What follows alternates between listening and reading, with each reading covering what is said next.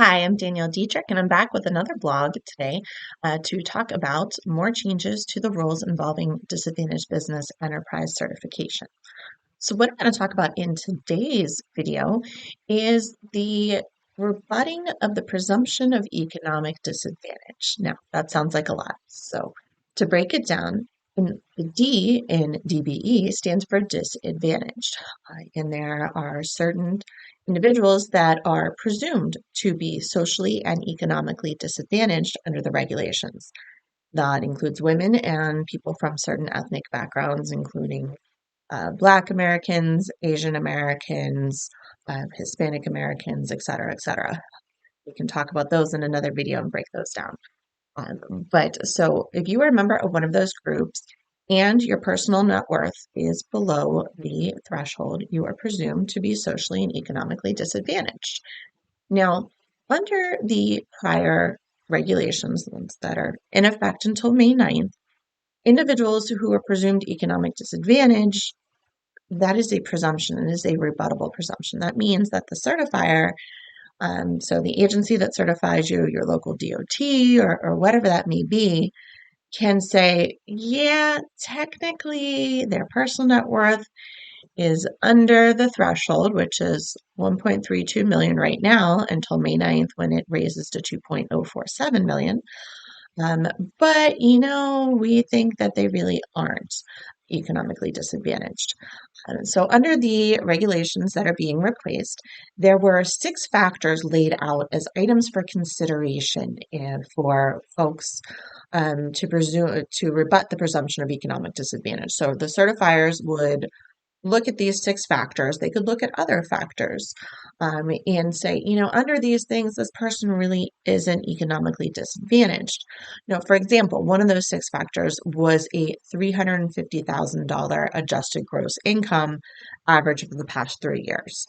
And there were a lot of certifying agencies out there that improperly use this as a bright line test. So as soon as a business owner's AGI went over 350, they would say, oh, nope, you are no longer economically disadvantaged, which was actually inappropriate because the USDOT had issued guidance saying, no, you have to look at a totality of the circumstances. You need to look at multiple factors, not just this one. So, in proposing the revised regulations, the USDOT was clearly looking to do away with this ability to accumulate substantial wealth, or as we call it, AASW, this analysis. So, they suggested to replace this with a reasonable person standard, and that the certifier, quote, must prove that a reasonable person would not consider the individual economically disadvantaged, end quote.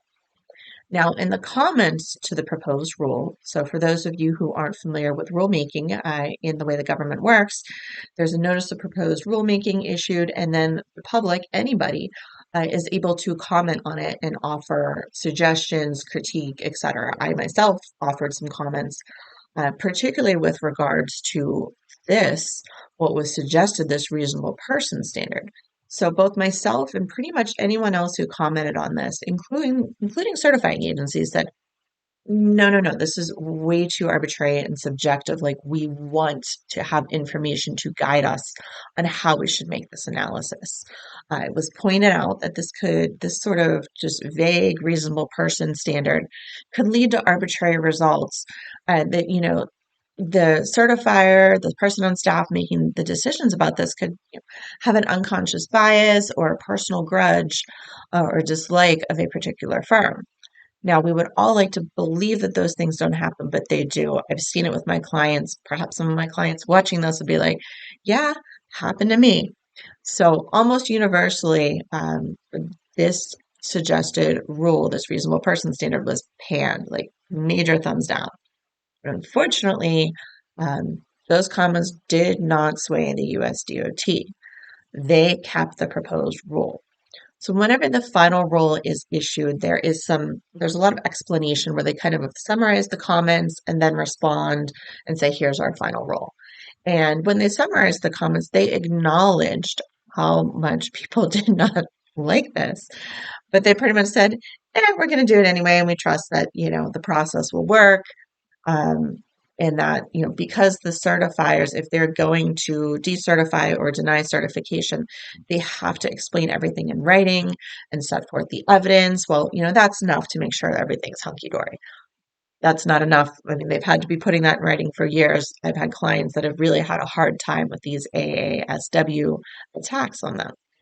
And what's also important to note here that, we're going from this list of 6, which, yes, it was not limited. These were just suggestions, but at least it gave you something. Here, everything, everything is fair game for consideration. The new rule actually says, quote, the certifier may consider assets and income, free use of them, or ready access to their benefits, and any other trappings of the wealth that the certifier considers relevant. There are no assets, including retirement assets, income, equity, or other exclusions, no limitations on inclusions. Quote. So to break that down, they can consider everything. So even though retirement assets are not included in your personal net worth calculation now, they can still be considered in saying that you are rebuttably no longer economically disadvantaged. I see so many potential issues happening here, and it's going to be a bit of a mess for a while. There are certain certifiers out there, and some of you know who they are, who are probably, chomping at the bit. Unfortunately, it shouldn't be that way. That, hey, there's some of these that I've had my eye on, now I can get rid of them. So yeah, that's going to be hard. Also, even though AGI is not specifically included, so like the $350,000, that will still be taken into account.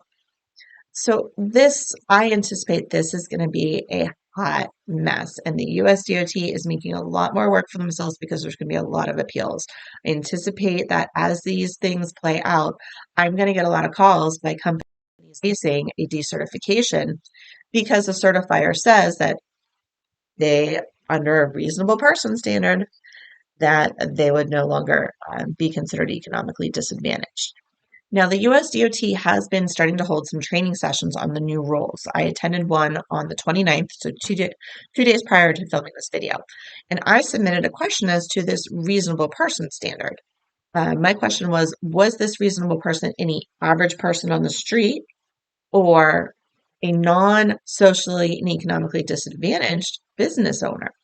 And the reason I ask this is that this distinction has been made in other analyses, including when they were setting the new personal net worth limit. The personal net worth limit was set to be, in comparison to a social and economically disadvantaged individual. By the way, they are using the acronym SEDO for socially and economically disadvantaged owner. So a CEDO is what they're calling it. So a little easier to pronounce. And so I asked this question. There were tons of questions asked. They didn't answer it. From the questions that I could see, it was the only question they didn't answer. I think it's because they don't know. And I think that this is going to be an issue, and we're going to have to wait for some guidance to come down from the USDOT. And that's difficult because they don't regularly publish their decisions. They used to, but they no longer really update the site. So I've been obtaining their decisions via Freedom of Information Act requests every 6 months or so. I request a chunk and fight with them to get it back because it always takes a lot longer than it's supposed to. So this is going to be a big issue. And so I do anticipate hearing from a lot of folks out there. Please, I'm going to be on top of this. If your business is facing this and you would like to engage an attorney who is familiar with these things, please reach out to me. So thank you all for watching, and I'll see you again in a future video.